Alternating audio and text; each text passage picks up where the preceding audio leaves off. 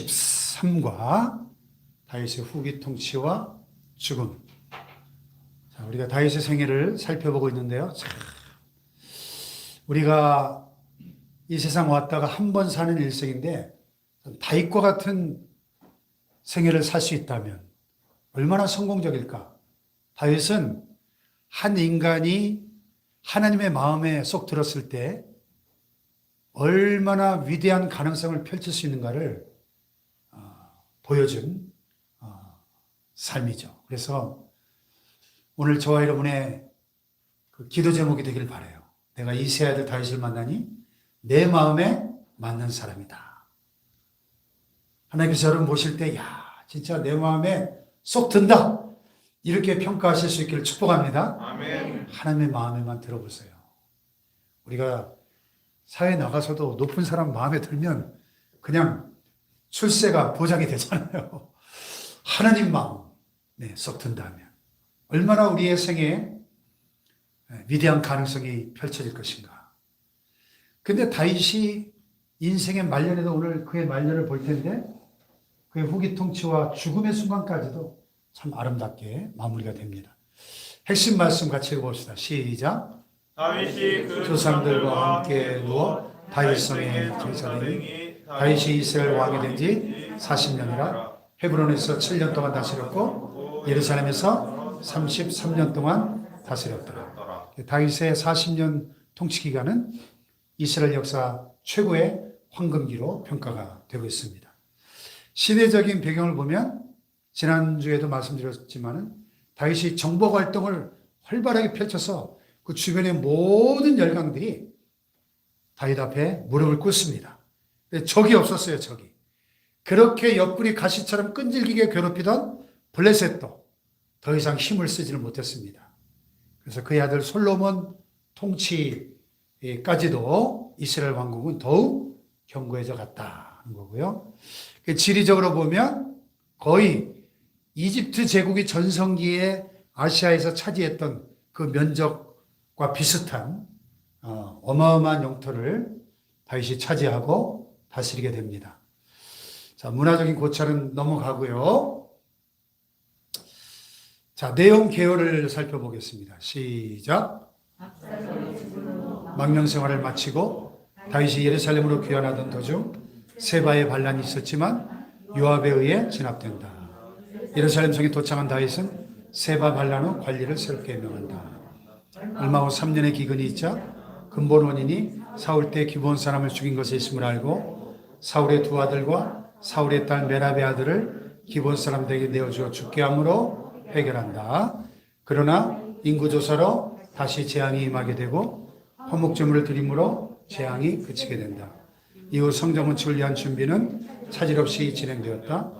정권 말기에 아도니아의 반역으로 혼란한 전국이 되었으나 솔로몬을 후계자로 세움으로써 반역은 일단 낙되고 마지막 유언을 한 후 죽어 다윗성에 장사되었다.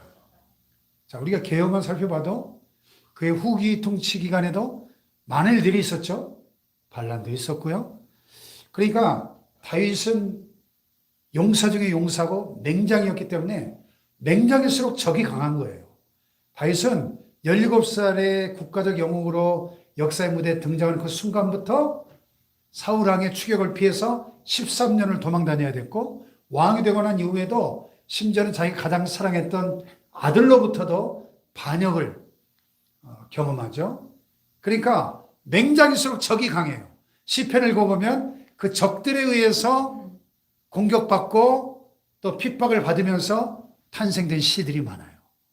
그러니까 하나님의 사람들은 고난이 많지만 그 고난은 어떻게 보면 축복인 것이죠. 그 고난의 그 깊은 그 터널 속에서 하나님을 경험하는 것입니다. 자, 다윗의 후기 통치.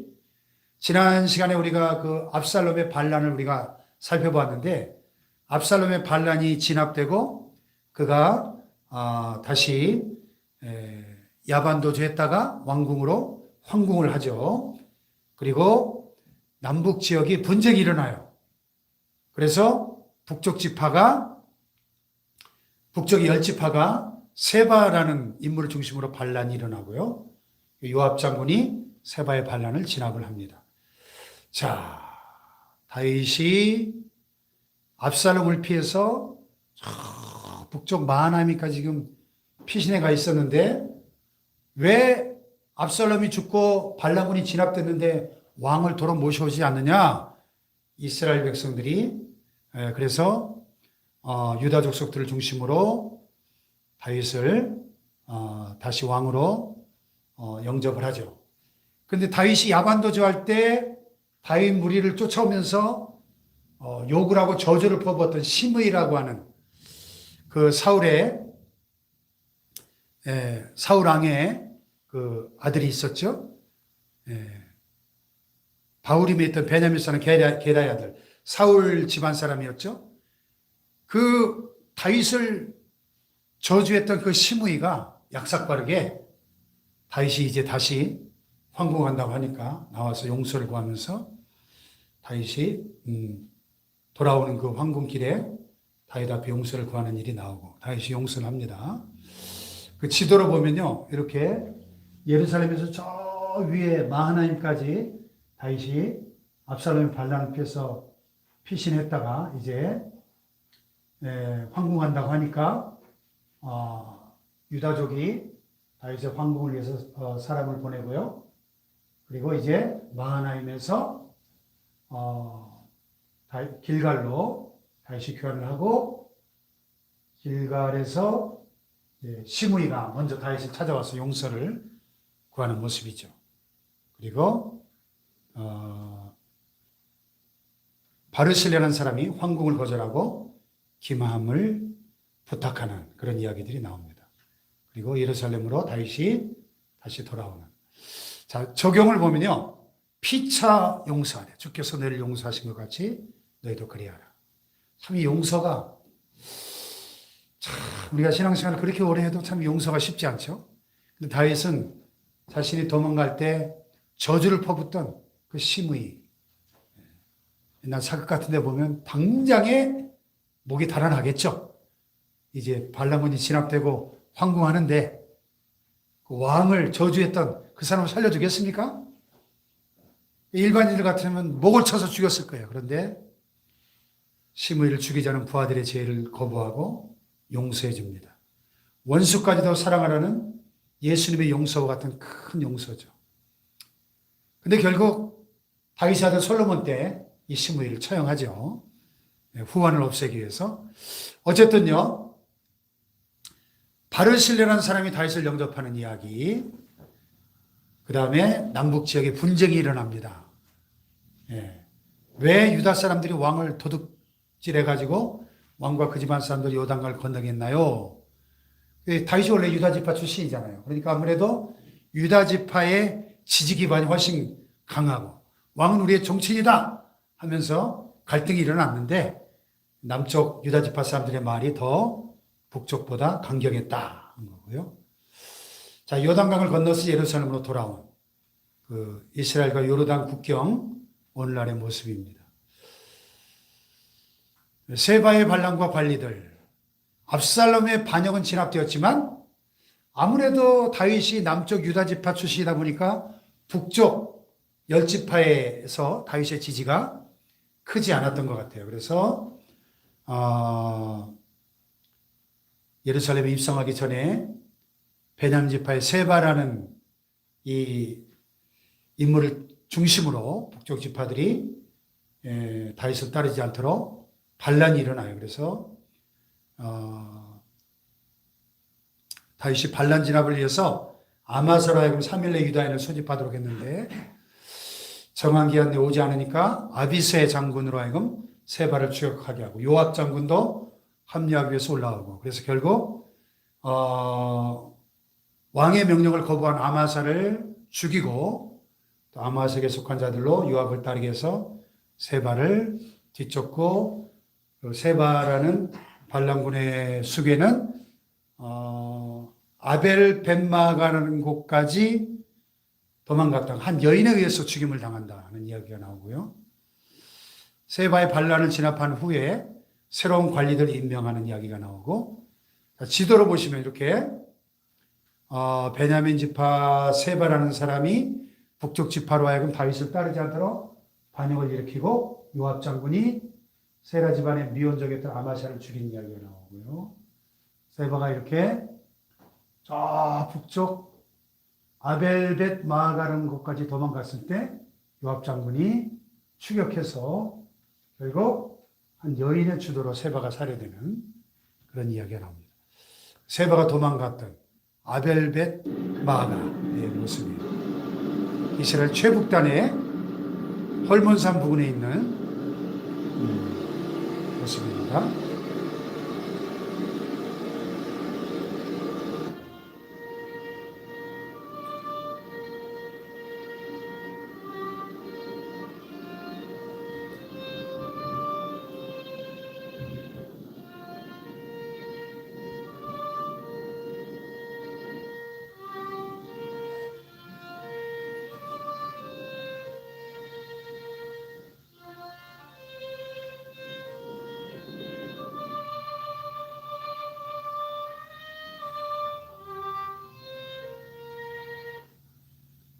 자, 세바가 도망갔던 아벨벳 마아가 저렇게 여인에 의해서 죽임을 당하고 목이 잘립니다.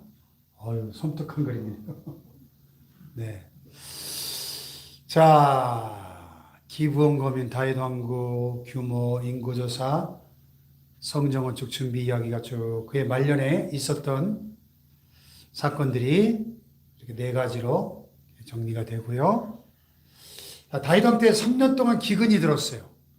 그 원인을 찾아보니까 사울이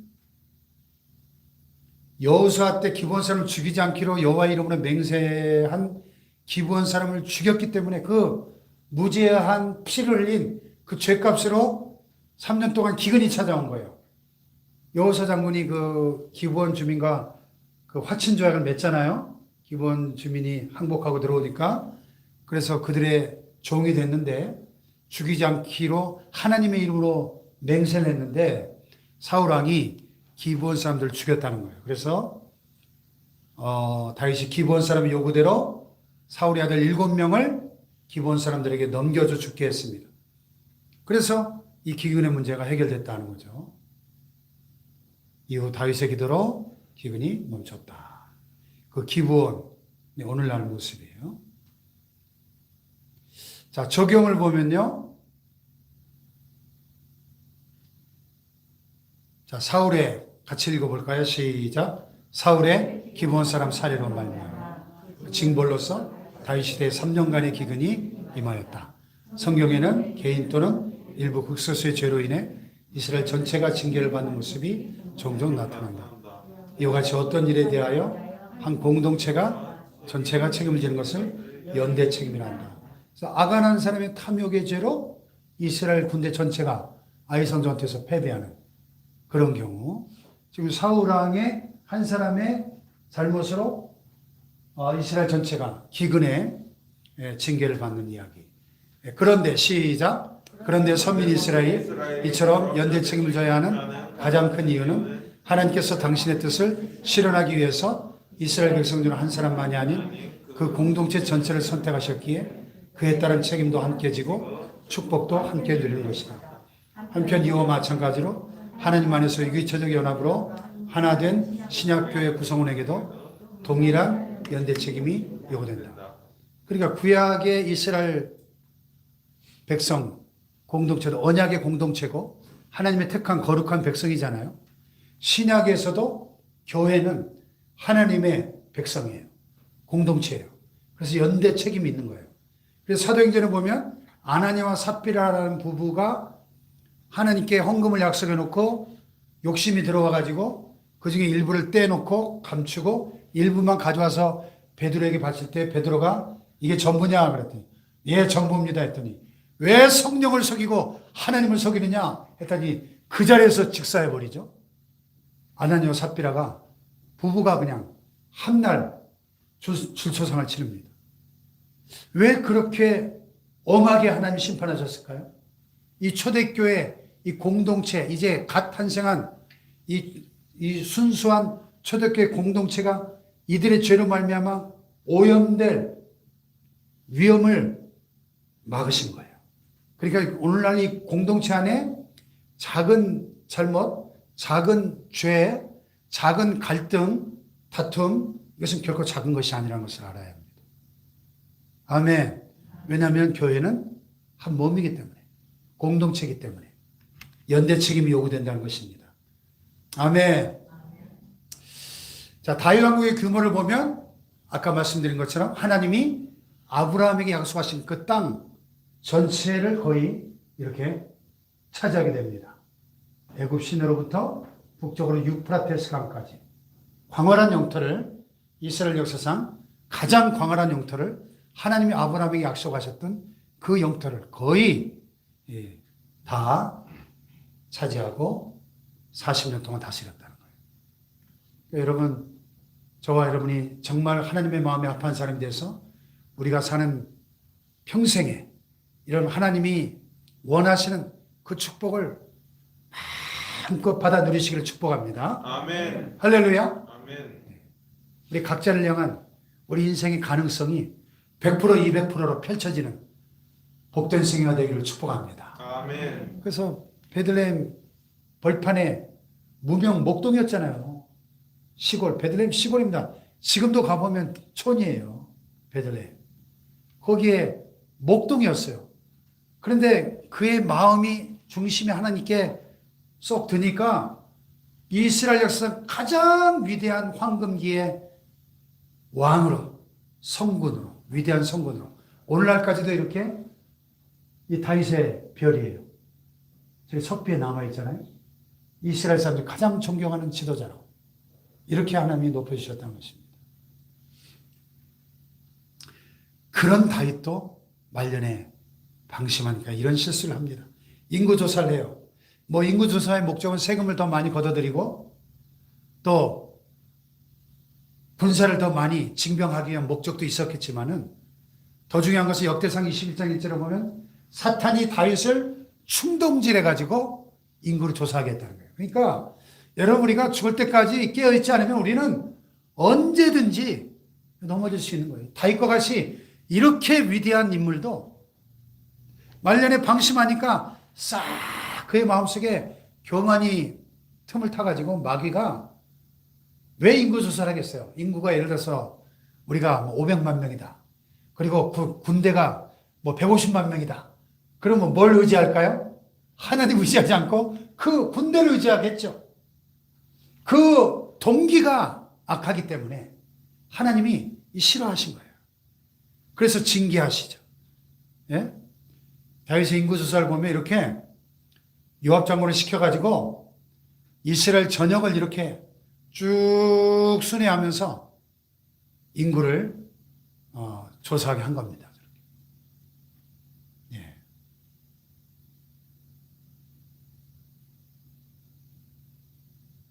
그랬더니 군사가 130만 명이에요. 130만 명. 참 대단하죠. 하나님을 의지하지 않고 군사력을 의지하려고 했던 그 다윗의 동기가 악해있기 때문에 하나님이 징계하십니다. 그래서 전염병으로 하루에 7만 명이 죽는 재앙을 당합니다. 엄청난 숫자죠. 이번에 이태원에서 한 100명 죽으니까 온 나라가 이렇게 뒤집어졌는데 7만 명이 죽었어요. 큰 재앙이죠. 그래서 하나님 앞에 회개하고 다윗이 여부스의 아라우나 타작마당에 후에 솔로몬이 성전을 짓는 그 자리에다 제단상을 쌓고 화목제를 드림으로 재앙이 그치게 됩니다. 자, 우리가 참 듣는 귀가 지혜예요. 충언을 들을 수 있는 귀가 있어야 되는데요. 다윗은 다 같이 시작. 다윗은 신앙적으로 인구조사를 하지 말 것을 충언하는 요압의 요청을 거절하고 인구조사를 강행해 큰 재앙을 가져온다. 충언을 하기도 어렵지만 자신의 단점을 이야기하는 고통스러운 충언을 받아들이기는 더욱 어렵다. 그러기에 그렇게 위대한 다윗조차도 요압의 충언을 받아들이지 못했다. 제가 요즘 재밌게 보는 TV 프로그램이 하나 있는데요. 벌거벗은 세계사. 혹시 보신 적 있나요? 21번 채널에서 가끔 해요. 엊그제 보니까 백제의 마지막 의자왕 이야기가 나와요. 삼천궁녀와 의자왕. 비하인드 스토리를 아세요? 의자왕이 우리가 알기로는 막 삼천궁녀들하고 맨날 술 마시고 띵까띵까만 하고 아니 형편없는 왕이었을 거라고 생각하지만 사실은 의자왕이 굉장히 총명하고 그리고 그 유명한 서동요 백제 무왕과 신라 그 무슨 공주죠? 공주가 이렇게 선화공주하고 결혼해서 그 사이에서 난 아들이 의자왕이에요. 그래가지고 아버지의 피를 이어받아가지고 백제 무왕의 피를 이어받아가지고 굉장히 그 신라의 그 중요한 성읍을 많이 빼앗고 정치를 잘했어요. 처음에는. 신라보다 백제가 국력이 훨씬 강했습니다. 처음에. 그런데 딱 이제 신라를 제압하고 나니까 이제 음주가무에 빠지기 시작해요. 술과 여자에 빠지고 맨날 잔치하고 그러니까 성충이라는 충신이 그에게 나와서 그리하시면 아니 되옵니다 하면서 충언을 해요. 어느 시대나 충신이 한 사람씩은 있잖아요. 왕이시여 그렇게 음주가무에 빠지시면 안 됩니다. 나라가 망합니다 하면서 충언을 한 거예요. 목 내놓고 하는 거죠. 근데 의자왕이 그 충언을 들었으면 얼마나 좋았을까요? 삼국의 역사가 달라졌겠죠. 근데 성충을 잡아 가둬버립니다. 그리고 음식도 물도 굶겨 죽여요. 굶겨 죽여. 감옥 안에서 굶어 죽어가면서 성충이 마지막으로 상소문을 써요. 상소문 한 번 더. 이렇게 하면 백제가 망할 수밖에 없습니다. 죽어가면서 상소문을 쓴 거예요. 근데 의장이 그 상소문을 받아들였을까요? 결국 굶어 죽어요. 그래서 신라의 김추추가 자기들이 힘이 약하니까 당나라와 동맹을 맺어가지고 나당 연합군이 15만 군대가 쳐들어오죠. 그제서야 의장은 뒤늦게 뭐 군대를 일으키고 막아보려고 해도 뭐 역부족이죠. 그래서 여기 논산 가다 보면 그 유명한 황산벌 전투에서 계백 장군이 5천 명의 결사대로 맞서봤지만 역부족이죠. 그래서 백제가 망합니다. 충언을 들을 줄 모르면 망하는 거예요. 예나 지금이나. 충언을 들을 수 있는 귀가 열리기를 축복합니다. 아멘. 듣는 귀가 지혜예요. 자, 다윗이 죽기 전에 한 가장 중요한 일이 하나 있는데 뭘까요? 성전 건축을 준비하는 거예요. 왜 자기가 그냥 하지? 이스라엘 역사상 가장 부강한 황금 시대였는데 하나님이 성전 건축을 허락 안 하셨습니다. 너무 많은 피를 흘렸기 때문에. 다윗은 일평생 전쟁터에서 산 사람이에요. 너무 많은 피를 흘렸어. 그래서 그 손으로 성전을 지으면 하나님의 이름에 오명이 갈까봐. 그래서 네 아들이 건축할 것이다. 그래서 아들에게 성전 건축을 부탁하고 성전 건축에 필요한 모든 자재들을 돌과 철과 녹과 백향목과 나중에는 그 문을 어마어마하게 바칩니다. 그리고 성전 건축에 설교도를 주고 회중에게 성전 건축 예물을 부탁하고 하나님께 감사하고 그 시편 30편이 성전 낙성가로 불리는 시인데요. 저녁에는 울음이 깃들일지라도 아침에는 기쁨이 오리로다 하는 유명한 그 솔로몬의 고백이죠. 그래서 우리가 저도 이제 목회가 한 12년 남았고 우리 교회가 지금 21년의 이제 역사를 향해 달려가고 있는데 우리 교회가 앞으로 향후 10년 안에 이렇게 다윗이 준비하고 솔로몬이 낙성식을 했던 성전 건축의 그날이 올 수 있기를 축복합니다. 아멘. 아멘. 아멘. 그래서 또 레위인의 성전을 관리하는 관리자들이 이렇게 어마어마하게 30세 이상 된 레위인들 성전 관리자만 2만 4천 명. 이야, 엄청난 숫자죠. 찬양대가 4천 명. 문지기가 4천 명. 참 대단한 규모죠. 다윗 왕국이 얼마나 부강했던 왕국이었나를 짐작할 수 있는 이야기입니다. 자, 율법에 따르면 다 같이 시작. 율법에 따르면 원래 레위인들은 30에서 50세 사이에 사람들만 직무를 맡게 되어 있었다. 그러나 성전 건축이 시작되면 훨씬 더 많은 봉사자가 필요하게 될 것이므로 다윗은 그 연령 제한을 30세에서 20세로 낮춰 레위인을 개수했다.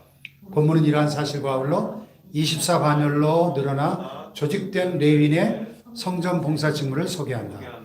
이는 모세 시대보다 훨씬 세분화되고 조직화되어 있다는 것이 특징이다. 우리에게 주님을 위한 봉사의 범위가 넓어질 때마다 더욱 감사하며 일할 수 있는 기회가 올 때 봉사와 섬김의 기회를 놓치지 말자. 그러니까 이렇게 레위인들이 조직화되고 엄청난 규모가 됐다는 얘기는 무슨 얘기예요? 다윗 시대에 하나님을 향한 예배가 가장 왕성하게 회복됐다는 거예요. 할렐루야. 아멘. 하나님과의 관계가, 하나님과 이스라엘 백성들의 관계가 가장 좋았던 때가 어느 시대예요? 다윗 시대예요. 다윗 시대. 그래서 다윗 시대에 황금기가 온 겁니다. 오늘 우리 시대에 우리가 하나님과 올바른 관계를 맺는다면 우리와 우리의 자손들은 반드시 황금기를 맞이하게 될 줄로 믿습니다. 아멘. 할렐루야. 아멘.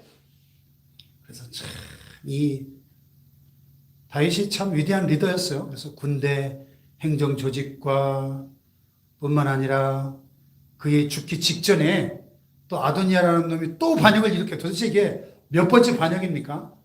3반역이 많이 일어났어요. 그런데 결국 다 평정하고 솔로몬을 왕으로 세우는 후계자를 세우는 일까지 이렇게 쭉 다윗이 죽기 직전까지 그의 사명을 다하는 모습을 봅니다. 이 조직들을 보세요. 얼마나 체계적이고요. 군 지휘관을 12반장을 세워서 각 반열에 2,400명씩 천부장, 백부장 이렇게 조직화시키는 것을 볼 수 있고요. 또 얼마나 많은 시편들을 썼어요. 목자의 시, 죄인의 시, 고난의 시, 민족의 시, 시편 150편 중에 절반이 다윗이 쓴 시예요. 참 다윗은 멋진 사람이죠. 시인이요. 또 하프를 잘 연주해서 음악가죠. 악신이 들려 고통받는 사울왕에게 하프를 연주하며 찬양할 때 귀신이 떠나갈 정도의 능력 있는 찬양의 사람이고 기도의 사람이고 골리앗을 물리친 용사고 할렐루야 위대한 왕이고 하나님이 함께 하시니까 다윗의 그 인생의 가능성이 100%, 200%, 300%로 펼쳐지더라는 거죠. 할렐루야. 아멘. 다윗이 원래 이런 사람 출신이에요. 저거 하던 사람이에요. 저렇게 광야에서 양떼 몰던 목동이었어요.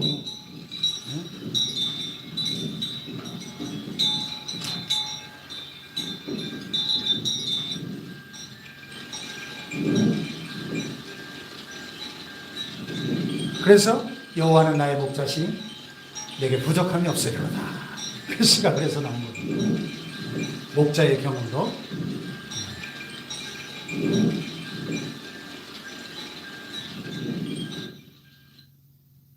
양떼의 모습. 나의 눈물을 주의 병에 담으소서. 눈물병 이야기가 시편에 많이 나오는데요. 참 다윗은 평생 눈물을 흘려야 될 일들이 많았죠. 저렇게 그 당시에는 고대사회엔 집집마다 저런 눈물병이 하나씩 있었다는 거예요. 그래서 눈물을 신성시했기 때문에 눈물을 흘릴 때마다 저렇게 눈물병에 담아서 보관하는 예? 눈물병. 그래서 죽을 때 그 사람 죽을 때 무덤 속에 같이 이렇게 묻어주기도 하고 그랬대요.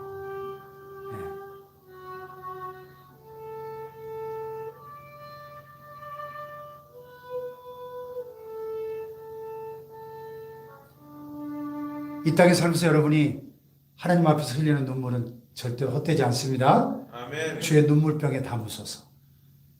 저 눈물병, 주둥이가 왜 저렇게 생겼을까요? 저렇게 생겨서 이렇게 눈물을 담기가 좋잖아요. 그죠? 그래서 주둥이가 저렇게 네, 참 재밌습니다. 다윗이 하프를 연주를 잘했는데 수금 네, 저렇게 생겼어요. 또 파수꾼이 아침을 기다린 같이 내 영혼이 여호와를 더 기다린다. 파수꾼이 옛날에 저렇게 망루에서 밤새워서 망을 보고 예? 얼마나 아침이 오길 기다리겠어요. 예. 홍성기가 보초를 많이 써서 잘 알겠네. 자운대에서 밤새 보초 많이 썼어요. 예.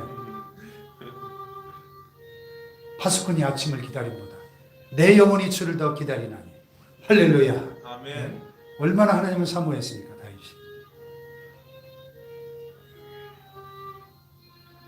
네.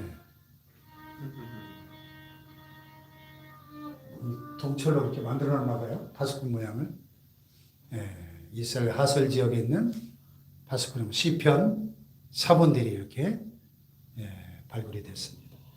다윗 말년에 왕이 계승권 다툼이 일어나고 아도니아의 반역이 있었지만은 평정이 됩니다. 아도니아가 반역을 일으켰던 에느로겔 지역에 오늘 모습입니다.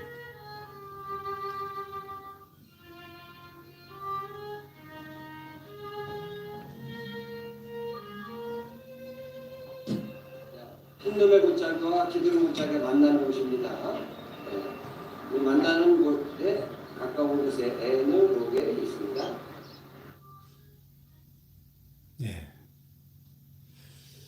에느로겔 솔로몬의 대관식. 다윗이 솔로몬을 그의 후계자로 세워서 아도니아의 반역이 실패로 돌아갑니다. 기온샘 볼까요? 기온샘. 이곳은 기온샘입니다. 히스기야로 들어가는 입구가 됩니다. 솔로몬은 바로 이곳에서 왕이 돼가지고 죽었습니다.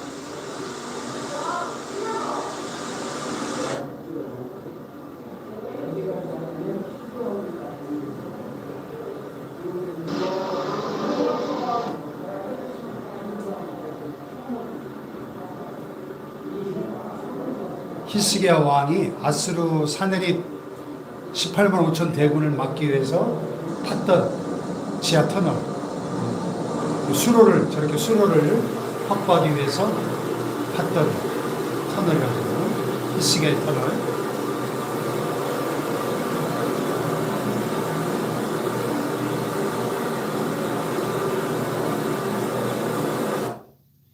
고대 그 수성전에서 가장 중요한 게 물과 식량이잖아요. 그죠? 버텨야 되니까. 포위당했을 때 아사작전에 패배하지 않기 위해서 저런 엄청난 터널을, 지하 터널을 팠다는 거죠. 기온샘으로부터 예루살렘 성 안까지. 솔로몬 대관식의 모습이고요. 기드론 골짜기, 예루살렘 기드론 골짜기의 모습이고, 아도니아가 반역에 실패하니까 살기 위해서 제단의 뿔을 붙잡아서 죽이지 못하도록 되어 있던 율법에 따라서 죽지 않았다 하는 거죠. 제단 뿔을 잡는 자는 죽이지 못하도록 율법에 규정이 있습니다. 왜? 짐승의 제물을 들 때 그 피를 제단 뿔에 발랐기 때문에. 오늘 우리가 다 죄값으로 죽어야 되는 자들인데 제단 뿔을 잡으면 예수 그리스도의 십자가의 피로 우리가 죽음을 면하고 우리 죄가 용서받고 구원받았음을 기억해야 됩니다. 할렐루야. 자, 다윗의 유언, 다윗에 대한 평가, 높이 세워진 자, 목동에서 왕으로, 그죠? 하나님께 기름 부음을 받은 자, 왕으로 기름 부음 받았죠. 이스라엘에서 노래를 잘하는 자, 시편의 절반을 그가 썼습니다. 자, 다윗이 솔로몬에게 한 유언, 첫째 뭐예요? 너는 힘써 대장부가 되라. 두 번째, 여호와의 명령과 모세율법을 힘써 지켜라. 저 요망한 요압을 죽여라. 그의 충복이었지만은 말년에 참 다윗의 심기를 거스는 일을 많이 했는데 후환을 없애기 위해서 반역의 기운이 많은 자이니 죽이도록 합니다. 바르실레 아들들에게 은총을 베풀라 시므이를 무덤에 내려가게 하라. 아들의 후환을 없애기 위한 그런 정치적인 조치들을 취하고 죽음을 맞이하게 되죠. 다윗의 가묘를 보세요. 예루살렘 시온산에 있는 다윗 왕의 가묘.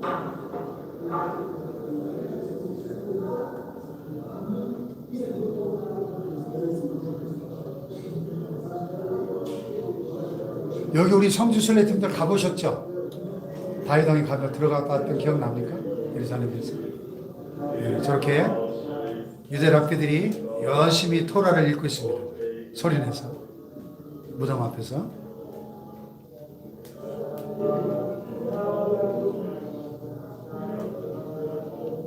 예루살렘 시온산에 있는 다윗 왕의 감염의 모습.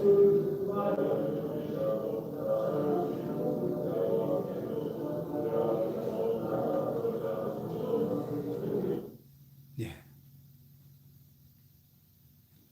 자, 실천을 위한 묵상. 다윗은 자신에게 책임을 돌린 사람이었다.